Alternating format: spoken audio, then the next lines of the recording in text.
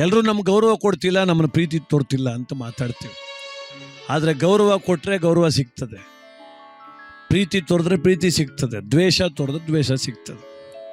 ಅದು ಪಟ್ಟಣದಲ್ಲಿ, ಮೈಸೂರು ಪಟ್ಟಣದಲ್ಲಿ ದೊಡ್ಡ ಶ್ರೀಮಂತರು, ದೊಡ್ಡ ಡಾಕ್ಟ್ರು, ಪ್ರತಿಷ್ಠಿತವಾದಂಥ ವೈದ್ಯರು, ಒಬ್ಬಳೇ ಮಗಳು ಮುದ್ದಾಗಿ ಸಾಕಿದ್ರು, ಕಾಲೇಜಿಗೆ ಹೋಗ್ತಿದ್ಲು. ಯಾರೋ ಒಬ್ಬ ಬಡ ಹುಡುಗನ ಪ್ರೀತಿ ಮಾಡಿದ್ಲು. ಇಬ್ಬರು ಮದುವೆ ಮಾಡ್ಕೋಬೇಕು ಅಂತ ತೀರ್ಮಾನ ಮಾಡಿದ್ರು.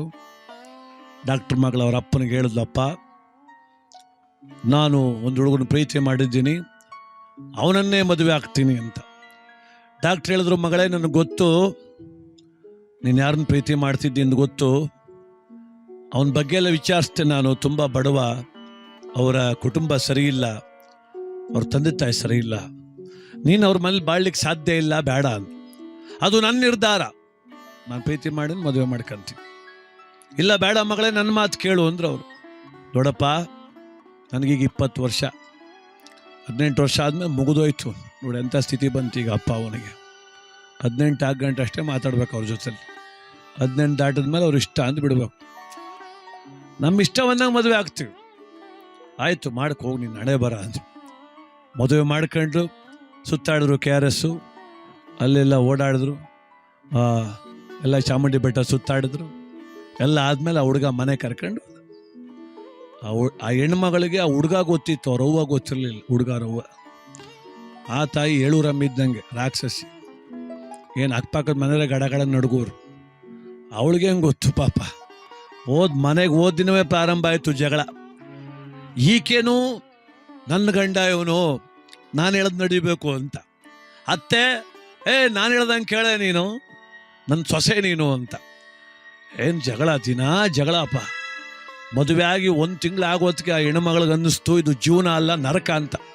ಡಾಕ್ಟ್ರ್ ಮಗಳಿಗೆ ಸುಖದಲ್ಲಿ ಬೆಳೆದವಳು, ಯಾವತ್ತೂ ಯಾರ ಕೈಲಿ ಬಯಸ್ಕೊಂಡವಳಲ್ಲ. ಅತ್ತೆ ಭಾಳ ಘಾಟಿ, ಸ್ಟ್ರಾಂಗ್ ಆಗಿದ್ಲು ಅಮ್ಮ. ಅವಳೇನು ಮಾಡಿದ್ಲು, ಒಂದು ದಿವಸ ಕೋಪ ಬಂತು, ಕಪಾಲು ಕೊಟ್ಲು ಏಟ ಸೊಸೆಗೆ. ಏಟ್ ಯಾವಾಗ ಬೀಳ್ತು, ಈ ಹೆಣ್ಮಗಳಿಗೆ ಅನ್ನಿಸ್ತು ಯಾಕೋ ನಮ್ಮ ಅಪ್ಪ ಹೇಳ್ತಿದ್ದೆ ಸರಿ ಅಂತ. ಆದ್ರೆ ಏನು ಮಾಡೋದು, ಅಪ್ಪನ್ನೂ ಕಳ್ಕೊಂಡಂಗಾಯ್ತು, ನನ್ನ ಜೀವನ ಹಿಂಗಾಯ್ತು, ನನ್ನ ಗಣ್ಣೋ ಏನೂ ಕೇಳ್ತಿಲ್ಲ, ನಮ್ಮತ್ತೆ ರಾಕ್ಷಸಿ. ಅದಕ್ಕೆ ತೀರ್ಮಾನ ಮಾಡಿದ್ಲು, ನಾನು ಬದುಕುದು ಬೇಡ ಅಂತ. ಹೆಣ್ಮಗಳು ಆತ್ಮಹತ್ಯೆ ಮಾಡ್ಕೊಬೇಕು ಅಂತ ಒಂದು ಪತ್ರ ಬರೆದ್ಲು, ಆತ್ಮಹತ್ಯೆ ಪತ್ರ. ನನ್ನ ಸಾವಿಗೆ ನಾನೇ ಕಾರಣ ಆಗ್ತಾ ಇದ್ದೀನಿ, ತಂದೆ ಮಾತು ಕೇಳಿದೆ, ನಾನು ಈ ದುರಂತಕ್ಕೀಡು ಮಾಡ್ಕೊಂಡೆ, ಪ್ರೀತಿ ಕಣ್ಣಿಲ್ಲ ಅನ್ಕೊಂಡೆ, ನನಗೆ ಕಣ್ಣಿತ್ತು, ಯೋಚನೆ ಮಾಡಲಿಲ್ಲ. ಇವತ್ತು ನನ್ನ ಕಷ್ಟ ಯಾರಿಗೆ ಹೇಳನೆ, ಸತ್ತೋಗ್ಬೇಕಂತ ಲೆಟ್ರ್ ಬರೆದ್ಲು. ಎಲ್ಲ ಬರೆದ ಮೇಲೆ ಅನ್ನಿಸ್ತು, ನಮ್ಮಪ್ಪನ ಕ್ಷಮೆ ಕೇಳ್ಬಿಟ್ಟು ಸಾಯ್ಬೇಕು ನಾನು, ಅವ್ನು ಬೇಡ ಅಂತಿದ್ದೆ ನಮ್ಮಪ್ಪ. ಅದಕ್ಕೆ ಮತ್ತೆ ಬಂದ್ಲು ಡಾಕ್ಟ್ರು, ವೈದ್ಯರ ಹತ್ರ ಬಂದು ಕಾಲಿಗೆ ಬಿದ್ಲು, ಅಪ್ಪ ನನಗೆ ಕ್ಷಮಿಸ್ಬಿಡಪ್ಪ. ಏನಕ್ಕೆ ಕ್ಷಮಿಸನವ, 18 ವರ್ಷದ ಒಳಪಟ್ಟರೆ ಮಾತ್ರ ಅಪ್ಪ ಅವ ನಿಮಗೆ ಕ್ಷಮಿಸ್ಬೋದು, ನಿಮ್ಗೊಂದು ಮಾತು ಅನ್ಬೋದು. 18 ಆಗೋಗೋದಲ್ಲವ ನಿನಗೆ, ನಿನ್ನನ್ನು ಕ್ಷಮಿಸೋ ಅರ್ಹತೆನೂ ನನಗಿಲ್ಲ, ನಿನಗೆ ಬುದ್ಧಿ ಹೇಳೋ ಅರ್ಹತೆ ಇಲ್ಲ, ಹೋಗು ನಿನ್ನ ಬದುಕು ನೀ ಮಾಡು. ಇಲ್ಲಪ್ಪ ನಾನಿವತ್ತು ಸಾಯ್ತಾ ಇದ್ದೀನಿ. ಡಾಕ್ಟ್ರ್ ಕಣ್ಣಲ್ಲಿ ನೀರು ಬಂತು, ಒಬ್ಬಳೇ ಮಗಳು, ನಿನ್ನ ಇಷ್ಟು ಚಂದವಾಗಿ ಸಾಕಿವನೇ, ಸಾಯ್ತೀನಿ ಅಂತೆಲ್ಲ ಮಗಳೇ, ಬದುಕು. ಇಲ್ಲಪ್ಪ ಬದುಕೋಕ್ಕಾಗೋದಿಲ್ಲ, ನಿನ್ನ ಮಾತು ಕೇಳದೆ ತಪ್ಪು ಮಾಡಿದೆ. ನನ್ನತ್ತೆ ಇದ್ದಾಳಲ್ಲ, ನನ್ನತ್ತೆ ಮನುಷ್ಯಳಲ್ಲ, ಅವಳು ರಾಕ್ಷಸಿ, ಅವಳ ಜೊತೆಲಿ ಬದುಕೋದು ಭಾಳ ಕಷ್ಟ, ಅದಕ್ಕೆ ನಾನು ಸಾಯ್ತೀನಿ. ಬೇಡ ಮಗಳೇ ನೀ ಸಾಯಬಾರ್ದು ಅಂದರು ಡಾಕ್ಟ್ರು. ಅಪ್ಪ ನಾನು ಸಾಯಬಾರ್ದು, ಹಂಗಾದರೆ ನೀನೊಂದು ಸಹಾಯ ಮಾಡಿ ನನಗೆ.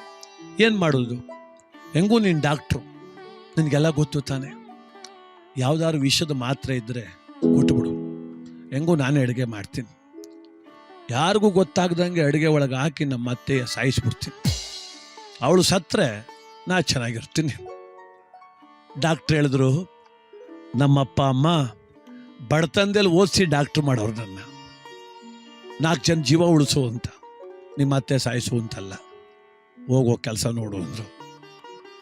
ಆ ಹೆಣ್ಮಗಳು ಅಂದ್ಲು, ಹಂಗಾರೆ ನಿನ್ನ ಮಗಳು ಸಾಯ್ತಾಳೆ, ಬೇಡ ನೋಡು ಈಗ 2ರಲ್ಲಿ 1 ತೀರ್ಮಾನ, ನಮ್ಮ ಅತ್ತೆ ಇದ್ರೆ ನಾನು ಬದುಕೋದಿಲ್ಲ, ನಾನು ಬದುಕಿದ್ರೆ ಅವಳಿರಂಗಿಲ್ಲ, ನಿಂದೇ ತೀರ್ಮಾನ.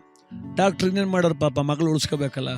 ಒಳಗಡೆ ಹೋದ್ರು, ಒಂದು 30 ಮಾತ್ರೆ ಕವರ್ಗೆ ಹಾಕಿ ಬಂದು ಕೊಟ್ರು, ತಗೋ, ಇದು ವಿಷದ ಮಾತ್ರೆನೇ, ಅದು ಸ್ಲೋ ಪಾಯ್ಸನ್, ದಿವ್ಸಕ್ಕೆ 1 ಮಾತ್ರೆ ಹಾಕ್ಬೇಕು ನಿಮ್ಮ ಅತ್ತೆಗೆ. ಒಂದೇ ದಿನಕ್ಕೆ ಸತ್ತೋಗ್ಬಿಟ್ರೆ ಜನಕ್ಕೆ ಅನುಮಾನ ಬಂದ್ಬಿಡ್ತದೆ, ಅದಕ್ಕೆ ದಿನಕ್ಕೆ 1 ಹಾಕ್ಬಿಡು. 30 ನಿಮ್ಮ ಅತ್ತೆ ವೈಕುಂಠ ಸೇರ್ಕೊಂಡ್ಬಿಡ್ತಾಳೆ ಅಂದರು. ಆಯಿತು. ಆಮೇಲೆ ಮಗಳೇ 30 ದಿನ ಮಾತ್ರೆ ಹಾಕ್ಬೇಕಾದ್ರೆ ನೀನೇನು ಮಾಡ್ಬೇಕೀಗ? ಸ್ವಲ್ಪ ಪ್ರೀತಿನ ನಡ್ಕೊಬಿಡು ನಿಮ್ಮ ಅತ್ತೆಯ. ನೀನೇ ನನ್ನ ತಾಯಿ ಅಂದ್ಬಿಡು, ನೀನೇ ನನ್ನ ಅಮ್ಮ ಅಂದ್ಬಿಡು, ಪ್ರೀತಿಯಿಂದ ಹೆಂಗೋ ನಡ್ಕೊಂಬಿಡು. 30 ಮಾತ್ರೆ ಮುಗಿಯೋತ್ಕೊಳ್ಳು, ಸತ್ತು ಹೋಗ್ತಾಳೆ, ಯಾರಿಗೂ ಒಂದು ಮನ ಬರೋದು. ಅಯ್ಯೋ ಅಪ್ಪ, ಅಯ್ಯೋ ಪಪ್ಪ ಅಂತ ಮುತ್ತಿಟ್ಟು ಅಪ್ಪನಿಗೆ ಹೊರಟ್ಲು. ಮನೆಗೆ ಬಂದ್ಲು, ಅತ್ತೆ ಕಾಲಿಗೆ ಬಿದ್ಲು. ಅತ್ತೆಮ್ಮ ಕ್ಷಮಿಸು, ನೀನು ನನ್ನ ಪಾಲಕ ದೇವರು, ನಮ್ಮ ತಾಯಿ ಇಲ್ಲ, ನೀನೇ ನನ್ನ ತಾಯಿ ಅಂದ್ಲು. ಈ ಅತ್ತೆ ಅನ್ಕೊಂಡ್ಲು ಎಲ್ಲ ಅವ್ರ ಅಪ್ಪ ಬೈದು ಕಳ್ಸವ್ರೆ, ಬುದ್ಧಿ ಹೇಳವ್ರೆ ಅಂತ. ಆಯ್ತು ಹೋಗು ಅತ್ತೆಮ್ಮ, ಇವತ್ತಿನಿಂದ ನಾನು ನಿನ್ನ ಮಗಳು, ಸೊಸೆ ಅಲ್ಲ. ಈ ಸಂತೋಷಕ್ಕೆ ಇವತ್ತು ಗಸಗಸೆ ಪಾಯಸ ಮಾಡ್ತೀನಿ, ನೀನು ಕುಡಿಬೇಕು, ಮಾಡು ಅಂದ್ಲು ಅವಳು.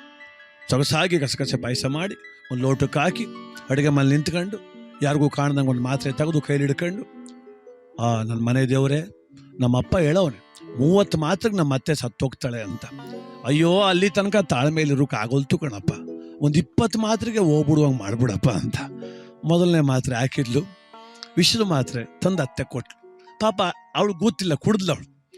ಬೆಳಗ್ಗೆ ಎದ್ದು 5 ಗಂಟೆಗೆ ಕಾಫಿ ಲೋಟ ಹಿಡ್ಕೊಂಡು ಅತ್ತೆ ಪಕ್ಕದಲ್ಲಿ ನಿಂತವಳು. ಏಕವ ಇಷ್ಟೊತ್ತಿಗೆ ಎದ್ದಿದ್ದಿ ಅಂದ್ಲು. ಅಯ್ಯೋ ಅತ್ತೆ ನೀ ಚೆನ್ನಾಗಿರ್ಬೇಕು ಅಂತಾಳೆ ಮೇಲೆ, ಒಳಗೆ ಮಾತ್ರ ಬೇಗ ಸಾಯ್ಬೇಕು ಅಂತ. ಪಾಪ ಅಮ್ಮ ಏನೋ ಸೊಸೆ ಬದಲಾಗ್ಬಿಟ್ಲು ಅಂತ.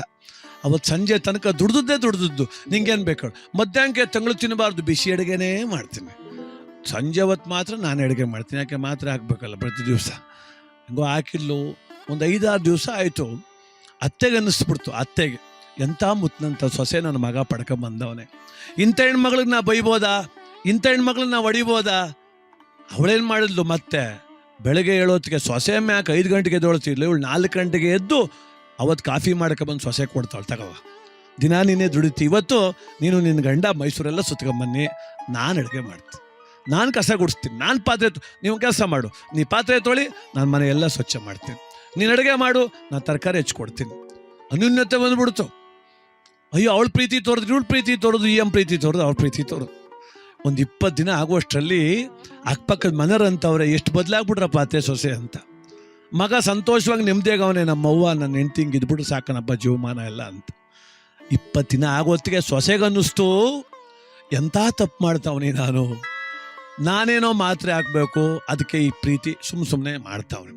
ನಮ್ಮತ್ತೆ ಗೊತ್ತಾ ಪಾಪ, ಅದು ಆ ವಯಸ್ಸಾದ ಮುದುಕಿ, ಈ ವಯಸ್ಸಲ್ಲಿ ನನ್ನ ಸೇವೆ ಮಾಡೋಕ್ಕೆ ಬರ್ತಾವಳೆಲ್ಲ.